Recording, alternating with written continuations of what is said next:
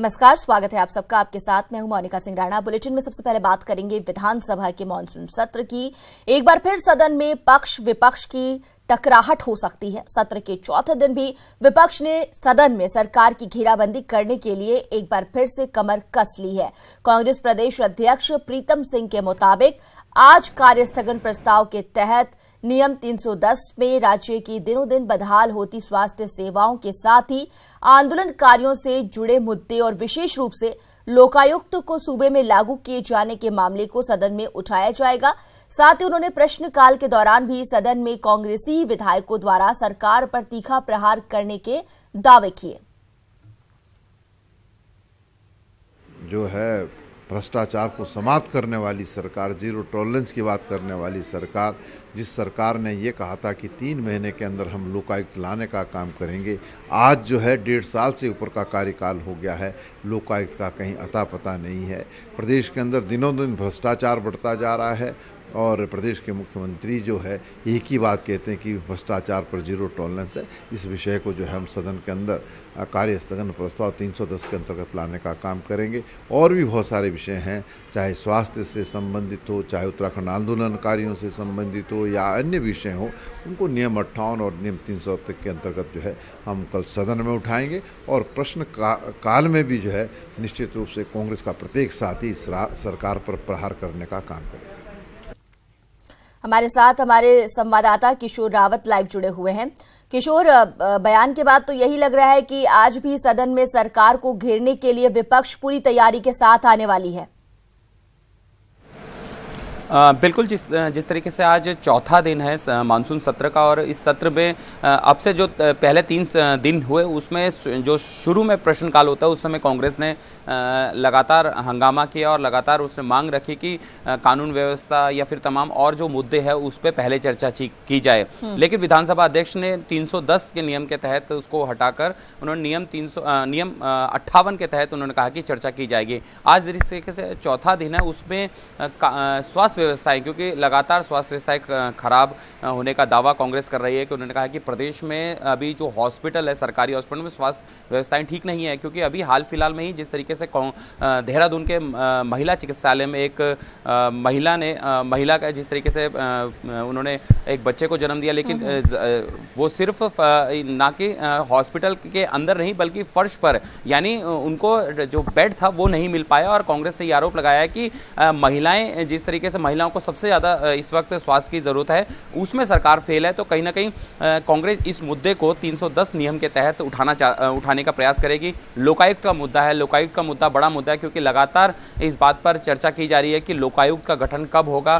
केंद्र से भी, सुप्रीम कोर्ट की तरफ से भी कहा गया था कि लोकायुक्त जल्द गठन किया जाए, लेकिन अभी तक लोकायुक्त का गठन नहीं किया गया। कांग्रेस इस मुद्दे पर भी लगातार सरकार को पहले से भी घेर रही है। सदन के बाहर भी उन्होंने सड़कों पर या फिर तमाम आंदोलन किए, उसमें भी बात करी है। लेकिन आज जिस तरीके से चौथा दिन है मानसून सत्र का, तो उसमें भी इस बात का उठाने की बात करेगी कि क्यों नहीं सरकार लोकायुक्त का गठन की जा रही है। अगर सरकार इतनी ही पारदर्शिता की बात करती है या जिस तरीके से सरकार का एक नारा है कि जीरो टॉलरेंस का, तो अगर वो जीरो टॉलरेंस की बात करती है तो लोकायुक्त का गठन करे। तो ये तमाम सारे ऐसे मुद्दे जिनको लेकर कांग्रेस आज सदन में प्रश्नकाल से पहले, क्योंकि प्रश्नकाल 11 बजे सदन की कार्रवाई शुरू होगी और 11 बजे ही शुरू में होते ही सदन में इस बात की चर्चा करने की मांग करेगी कि स्वास्थ्य व्यवस्था और लोकायुक्त को लेकर सरकार क्यों नहीं गठन करे, और इस पर सदन से अपील करेगी कि कम से कम 310 नियम के तहत ये चर्चा करे। जाहिर सी बात है कि अब जब सत्र शुरू होगा तो उसमें क्या देखने को मिलता है, लेकिन ये जरूर है कि हंगामेदार सत्र होने की पूरी संभावना बनी हुई है। जी किशोर, ऐसे में सत्ता पक्ष के लिए भी मुश्किलें बहुत ज्यादा है कि आखिर इस चक्रव्यूह को भेदे कैसे? बिल्कुल, क्योंकि जिस तरीके से कांग्रेस ने अपना मन बना लिया है और हालांकि बाहर का मौसम ज़रूर ठंडा हो चुका है, लगातार बारिश हो रही है, लेकिन सदन का जो माहौल होगा वो ज़रूर गर्म होगा। क्योंकि स्वास्थ्य व्यवस्थाएं एक ऐसी मुद्दा है जो पूरे उत्तराखंड में पिछले लगातार, जब यूपी में भी उत्तराखंड था और यूपी से अलग होने के बाद भी उत्तराखंड है, तो स्वास्थ्य एक ऐसी चीज़ है जिस पर लगातार सरकारों ने वोट बटोरे हैं, लगातार सरकारों ने इसे मुद्दा बनाया। क्योंकि पहाड़ों में डॉक्टर रहना नहीं चाहते, चिकित्सालय जो है वो खाली हो चुके हैं, जो इक्का दुक्का बचे हैं उसमें भी मात्र 1 या 2 डॉक्टर या फिर फार्मेसी परिस्थिति के हिसाब से भरोसे से चल रहा है। तो ऐसे में ये जो मुद्दा है ये जनहित का मुद्दा है और शायद सरकार ये चाहेगी कि इस मुद्दे पर चर्चा हो, लेकिन नियम 310, क्योंकि नियम 310 ऐसा नियम होता है जिसमें कहीं ना कहीं सरकार के लिए बड़ी आफत की बात होती है। हालांकि वो पीठ क्या निर्देश देती है, पीठ किस तरीके से बताती है कि उसको किस तरीके से वो चर्चा सुनेगी, लेकिन ये जरूर है कि जो प्रश्नकाल होता है यानी 11 बजे से जब सदन शुरू होता है करीबन 1.5 घंटे का प्रश्नकाल होता है, तो ये हो सकता है कि विधानसभा अध्यक्ष ये बोल सकते हैं कि पहले प्रश्न आ जाए, जो एक प्रश्नकाल होता है उसमें कामकाज हो जाए, उसके बाद जो शून्यकाल होता है जाहिर सी बात है उसमें वो जरूर इस तरीके के मुद्दे को उठाने की बात करेंगे। लेकिन ये जरूर है कि कांग्रेस सदन के अंदर और सदन के बाहर सरकार को स्वास्थ्य के मुद्दे पे घेरने का पूरा मन बना चुकी है। जी बहुत बहुत शुक्रिया किशोर इस तमाम जानकारी के लिए। तो आज चौथे दिन भी सत्र में हंगामे के आसार बन रहे हैं, टकराहट के आसार बन रहे हैं। अगली बड़ी खबर की बात करते हैं। सीएम त्रिवेंद्र सिंह रावत का लखनऊ दौरा है। आज लखनऊ जाएंगे सीएम। सेंट्रल जोनल काउंसिल की बैठक में शामिल होंगे। योजना भवन में लखनऊ में 11 बजे ये बैठक होने वाली है। सीएम त्रिवेंद्र सिंह रावत का लखनऊ दौरा काफी अहम है। 11 बजे का वक्त बताया जा रहा है जब इस बैठक में शामिल होंगे सीएम। योजना भवन लखनऊ में ये बैठक होने वाली है। किशोर रावत हमारे साथ जुड़े हुए। किशोर, सीएम त्रिवेंद्र सिंह रावत का लखनऊ दौरा होने वाला है, किन मायनों में ये खास है?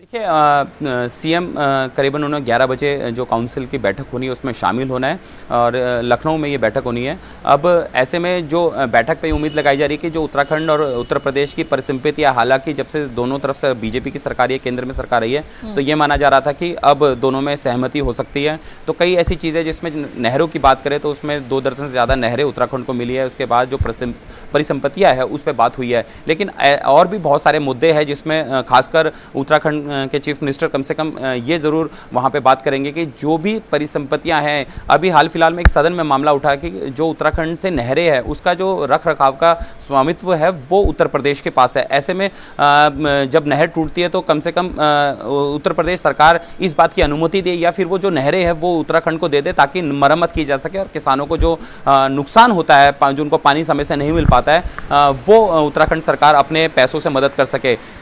इस तरीके से और बहुत सारी परिसंपत्तियां, शायद वो जल विद्युत परियोजनाओं में भी कई ऐसी परियोजनाएं हैं जिसमें उसका स्वामित्व उत्तर प्रदेश के पास है। तो ऐसे में कई मामलों में हो सकते हैं। सुरक्षा के मामले में बात की जा सकती है, जो आपसी सड़कें हैं, क्योंकि हाल फिलहाल में ही उत्तराखंड और उत्तर प्रदेश की अगर सड़कों की बात की जाए तो कई ऐसी सड़कें हैं जहां पे उत्तराखंड में सड़कें ठीक है लेकिन उत्तर प्रदेश में खराब हो जाती है, जिससे टूरिस्ट आने में दिक्कत करता है, या फिर उत्तर प्रदेश से ठीक है और उत्तराखंड में आके खराब हो जाती है। तो कम से कम ये चीज़ें सामान्य बैठाने की बात करेंगे या फिर इस बात की बात करेंगे कि कम से कम जो सड़कों का है जिससे टूरिस्ट आता है या फिर परिवहन है, क्योंकि परिवहन उत्तराखंड और उत्तर प्रदेश में काफ़ी सारी बसें चलती है तो उसमें भी काफ़ी लगातार वाद विवाद हो जाता है। इसके साथ बिजली है, नहरें हैं और बहुत सारी ऐसी परिसंपत्तियां हैं जिसमें बातचीत होनी है। तो जाहिर सी बात है उत्तराखंड के मुख्यमंत्री, उत्तर प्रदेश के मुख्यमंत्री योगी आदित्यनाथ से इस बात को लेकर चर्चा जरूर करेंगे कि कम से कम बहुत सारी ऐसी चीज़ें जैसे आर्थिक स्थिति कम से कम उत्तराखंड की खराब ना हो या उत्तराखंड के जो राजस्व को हानि ना हो, इन मामलों में कम से कम ये चीज़ें सामंजस्य बिठा रहे और बहुत सारी चीज़ें चाहे सुरक्षा के मामले हो। तो ऐसे बहुत सारे मुद्दे हैं जिसमें आज प्रदेश के दोनों मुख्यमंत्री मिलेंगे और कम से कम उत्तराखंड के जो परिसंपत्तियों का मामले में बातचीत करेंगे। जी धन्यवाद इस तमाम जानकारी के लिए आपका किशोर रावत हमारे सहयोगी तमाम जानकारी मुहैया करा रहे थे, बता रहे थे कि ये दौरा सीएम का कितना अहम है। परिसंपत्तियों को लेकर बातचीत की जाएगी और कुछ रास्ता निकाला जाएगा। योजना भवन लखनऊ में 11 बजे ये मीटिंग होने वाली है।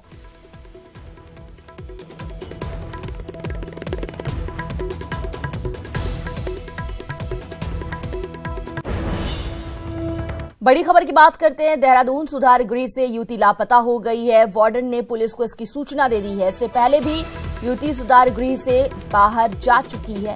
युवती की तलाश में फिलहाल पुलिस जुटी हुई है। नेहरू कॉलोनी थाना क्षेत्र का ये मामला है। देहरादून सुधार गृह है ये, जहां से युवती जो है वो गायब हो गई है, लापता है और वार्डन ने पुलिस को इसकी जानकारी दी है। फिलहाल पुलिस पूरे मामले की जांच में जुटी हुई है। युवती को ढूंढने की कोशिश की जा रही है। इससे पहले भी युवती सुधार गृह से बाहर जा चुकी है। नेहरू कॉलोनी थाना क्षेत्र का ये मामला है। देहरादून से हमारे सहयोगी अवनीश पाल फोन लाइन पर जुड़े हुए हैं। अवनीश, युवती कहां लापता हो गई है, पुलिस ने अब तक क्या जानकारी जुटाई है? कल जो है जो बद्रीपुर इलाके में सुधार गृह जो बना है, वहाँ की जो ये युवती थी ये कहीं चली गई, जिसके बाद जो वहाँ की जो वार्डन है उन्होंने इसकी सूचना पुलिस को दी है। फिलहाल अभी तक उस युवती के बारे में कोई जानकारी पुलिस के पास नहीं लग सकी है और पुलिस उस युवती की तलाश में जुटी हुई है। लेकिन बताया ये जा रहा है कि जो ये पीड़िता, ये जो युवती थी, ये पहले भी 1-2 बार वहां से जा चुकी है। लेकिन शुक्रिया अवनीश इस तमाम जानकारी के लिए आपका। अवनीश हमारे सहयोगी तमाम जानकारी मुहैया करा रहे थे। बता रहे थे कि पहले भी युवती सुधार गृह से बाहर जा चुकी है और ऐसे में एक बार फिर से लापता है। पुलिस फिलहाल ढूंढने की कोशिश कर रही है, लेकिन अब तक सफलता नहीं मिल पाई है। और अब बात करेंगे आयुष्मान भारत योजना की। उत्तराखंड सरकार अब बीमार स्वास्थ्य सेवाओं का इलाज करने के लिए कमर कस चुकी है। आयुष्मान भारत योजना की शुरुआत करते हुए मुख्यमंत्री ने कई ऐसी घोषणाएं की हैं जो लोगों को बेहतर स्वास्थ्य सेवाओं का एहसास कराएगी। एक रिपोर्ट। रविवार को प्रधानमंत्री नरेंद्र मोदी ने रांची में दुनिया की सबसे बड़ी हेल्थ स्कीम की शुरुआत की। उत्तराखंड में भी मुख्यमंत्री त्रिवेंद्र सिंह रावत ने आयुष्मान भारत योजना के लाभार्थियों को प्रतीकात्मक कार्ड सौंपे तो लोगों के चेहरों पर मुस्कान नजर आ गई। आयुष्मान भारत योजना पूरे देश में लागू की गई है और 10 करोड़ परिवार देश के इससे लाभान्वित होंगे। उत्तराखंड में आज जिस योजना की यहाँ पर लॉन्चिंग की गई है, इसमें लगभग 5,37,000 परिवार इससे आच्छादित होंगे। देहरादून के गांधी अस्पताल में आयुष्मान योजना की शुरुआत करने के साथ ही देहरादून को जिला अस्पताल की सौगात भी मुख्यमंत्री ने दी है। पंडित दीनदयाल उपाध्याय अस्पताल और गांधी अस्पताल को मिलाकर अब जिला अस्पताल बनाने का फैसला किया गया है। देहरादून में ही 300 बेड का नया जच्चा बच्चा अस्पताल और कैंसर हॉस्पिटल बनाने की घोषणा भी कार्यक्रम के दौरान मुख्यमंत्री ने की। पहाड़ के दूर दराज इलाकों में आपातकाल के लिए एयर एम्बुलेंस का इंतजाम भी किया जा रहा है। टेलीमेडिसिन और एम्बुलेंस सेवाओं को बेहतर बनाने के लिए भी मुख्यमंत्री ने कहा कि अधिकारियों को जरूरी निर्देश दे दिए गए हैं। एक तो देहरादून में जो हमारा पंडित दीनदयाल उपाध्याय अस्पताल है, जिसको जो डालनवाला में है, उसमें हम 100 अतिरिक्त बेड ये हम वहाँ पर बनाएंगे। दूसरा एक जच्चा बच्चा और कैंसर हॉस्पिटल जो 300 बेड का होगा, उसकी भी हम बहुत जल्दी शिलान्यास करेंगे। राज्य के अलग अलग अस्पतालों में डॉक्टर्स की तैनाती से लेकर आईसीयू और एम्बुलेंस सेवाओं को बेहतर बनाने के लिए सरकार गंभीर होने का दावा कर रही है। तो देखना यह है कि बीमार स्वास्थ्य महकमे के इलाज के मुख्यमंत्री के दावों पर विभागीय अधिकारी कितनी जल्दी अमल करते हैं। न्यूज़ 18 के लिए देहरादून से मुकेश कुमार की रिपोर्ट। न्यूज 18 की खबर का बड़कोट में दमदार असर हुआ है। न्यूज 18 ने एक बार फिर देश के भविष्य कहे जाने वाले नौनिहालों की उम्मीदों पर खरा उतरा है। दरअसल कुछ दिन पहले ही हमने दिखाया था कि बड़कोट स्थित स्वर्गीय राजेंद्र सिंह रावत राजकीय महाविद्यालय महज खाली पदों और गेस्ट फैकल्टी के भरोसे ही चल रहा था, जबकि कॉलेज के विज्ञान और कला वर्गों में कुल 405 छात्र छात्राएं अध्ययनरत हैं। बावजूद पिछले कुछ सालों से आधे से ज्यादा पद या तो खाली ही चल रहे थे या फिर गेट फैकल्टी पर निर्भर थे। गेस्ट फैकल्टी पर खबर चलने के बाद अब कॉलेज को 6 टीचर मिल गए हैं, जिसमें कला वर्ग में 3 जबकि विज्ञान वर्ग में भी 3 प्रोफेसर कॉलेज में नियुक्त किए गए हैं।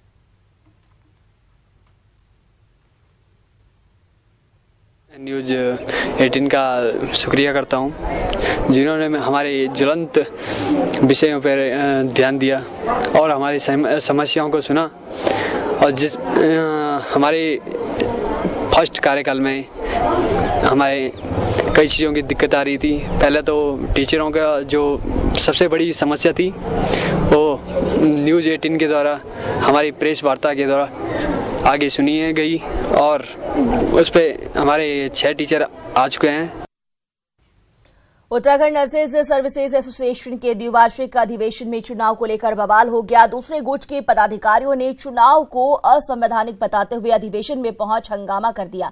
रविवार को देहरादून के तहसील चौक स्थित एक होटल में नर्सेज सर्विसेज एसोसिएशन का अधिवेशन आयोजित किया गया।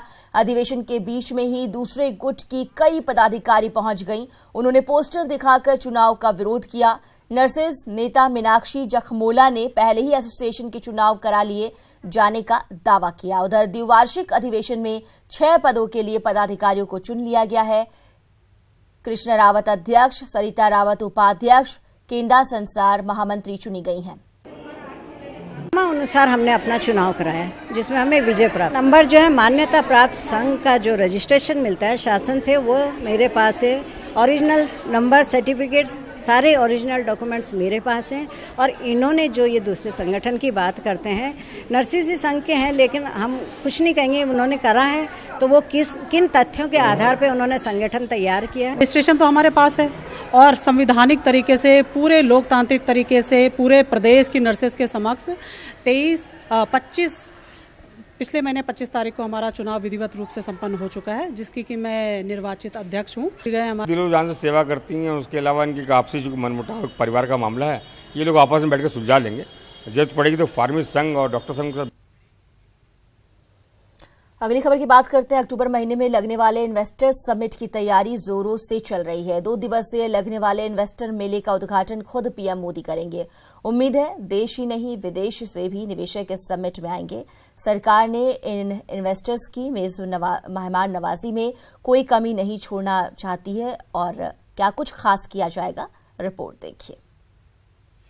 देवभूमि पर लगेगा इन्वेस्टर मेला। देश विदेश से आएंगे उद्योगपति, प्रधानमंत्री करेंगे उद्घाटन। इन्वेस्टर्स समिट से सूबे का नाम होगा रोशन। उत्तराखंड के इतिहास में पहली बार इन्वेस्टर्स मीट डेस्टिनेशन समिट लगने जा रहा है। देवभूमि को विकास की भूमि बनाने के लिए उत्तराखंड सरकार ने इस भव्य आयोजन का ऐलान किया है। 7 से 8 अक्टूबर तक चलने वाले इस कार्यक्रम का उद्घाटन प्रधानमंत्री नरेंद्र मोदी करेंगे और आयोजन की तैयारी तेज है। 2 दिन तक चलने वाले इन्वेस्टर समिट का आयोजन राजधानी देहरादून में किया जाएगा, जिसमें देश विदेश के उद्योगपति शामिल होंगे। अभी तक करीब 900 इन्वेस्टर्स इस समिट में शामिल होने के लिए रजिस्ट्रेशन करवा चुके हैं, जिसमें करीब 30,000 करोड़ का निवेश समिट से पहले ही पहुंच गया है। इन्वेस्टर समिट में प्रधानमंत्री के साथ 6 विदेशों के राजदूत भी शामिल होंगे। इसके अलावा जापान, इजराइल, ब्रिटेन के निवेशकों के मौजूद रहने की भी उम्मीद है। थाईलैंड जैसे देश ने पर्यटन के क्षेत्र में निवेश करने की इच्छा जाहिर की है। बेंगलोर, हैदराबाद, अहमदाबाद, मुंबई और दिल्ली में इसमें हमें बहुत अच्छा रिस्पांस मिला है। बहुत ही इन्वेस्टरों ने बहुत अच्छा रुझान उत्तराखंड के लिए दिखाया है। देहरादून में लगने वाले समिट के बाद सभी इन्वेस्टर्स को तीर्थ नगरी ऋषिकेश में भ्रमण कराने का भी कार्यक्रम है, जिसके लिए ऋषिकेश में भी तैयारियां चल रही हैं। माननीय मुख्यमंत्री जी द्वारा यहाँ पर सभी डेलीगेट्स को शाकाहारी भोज जो है उसके लिए सभी को आमंत्रित किया गया है। तो ये छोटा कार्यक्रम है, लेकिन ये हमारी संस्कृति कला इसको शोकेस करता है। ऋषिकेश भ्रमण का उद्देश्य है कि सभी डेलीगेट्स को देश की संस्कृति से रूबरू कराया जाए। इस दौरान सांध्यकालीन भव्य गंगा आरती का आयोजन होगा, जिसमें मशहूर गायिका अनुराधा पौडवाल अपनी प्रस्तुति देंगी। उसके साथ ही मुख्यमंत्री त्रिवेंद्र सिंह रावत के साथ सभी इन्वेस्टर्स गढ़वाल मंडल विकास निगम के गंगा रिजॉर्ट में शुद्ध शाकाहारी भोज करेंगे।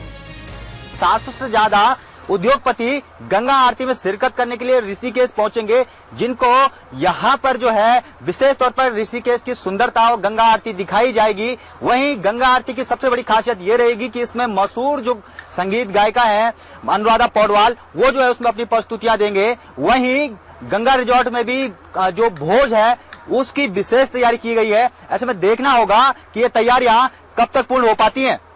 शैलेंद्र रावत, न्यूज 18, ऋषिकेश। उत्तराखंड में अचानक मौसम में आए बदलाव के बाद पहाड़ के कई इलाकों में अचानक ठंड बढ़ गई है। कई पहाड़ी इलाकों में शुक्रवार शाम से बारिश का सिलसिला जारी है। हम आपको 6 तस्वीरें ये दिखा रहे हैं नैनीताल, पिथौरागढ़, चंपावत, टिहरी, पौड़ी और श्रीनगर गढ़वाल की, जहां बारिश से जनजीवन अस्त व्यस्त हो गया है और सितंबर के महीने में ही ठंड का एहसास होने लगा है। पहली तस्वीर नैनीताल की, जहां 2 दिन से हो रही बारिश से शहर पानी पानी हो गया। पिछले 24 घंटों में 33.4 mm बारिश रिकॉर्ड की गई। लगातार हो रही बारिश से नैनीताल के मौसम में ठंडक लौट आई है और लोगों को गर्म कपड़ों की जरूरत पड़ने लगी है। वहीं पिथौरागढ़ की बात करें तो मुख्यालय सहित डीडीहाट, बेरीनाग, गंगोलीहाट, धारचूला और मुंशियारी में लगातार बारिश हो रही है। उच्च हिमालयी इलाकों में मौसम का पहला हिमपात भी हो गया है। राजरंभा और पंचाचूली की चोटियां सफेद बर्फ की चादर से पटने लगी हैं। वहीं टिहरी की बात की जाए तो यहां भी मौसम विभाग का पूर्वानुमान जो है वो सही साबित हुआ और कल रात से ही रुक रुक कर बारिश हो रही है, जिससे नई टिहरी चौक में सन्नाटा पसर गया है और बारिश ने नगर पालिका के दावों की पोल खोलकर रख दी है। वहीं आखिरी तस्वीर पौड़ी की, जहां बारिश के बाद 9 मोटर मार्गों पर मलबा आ गया है।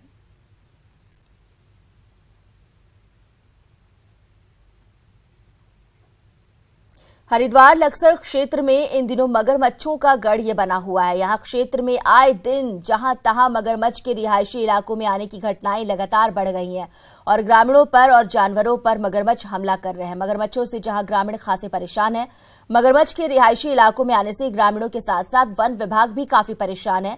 वन क्षेत्राधिकारी आनसिंह कांडली का कहना है कि लगातार क्षेत्र में मगरमच्छ निकलने से ऐसा लग रहा है कि मगरमच्छों ने इन क्षेत्रों को अपना घर ही बना लिया है। ऐसा कोई दिन नहीं जिस दिन मगरमच्छ इन क्षेत्रों में नहीं आ रहे हैं।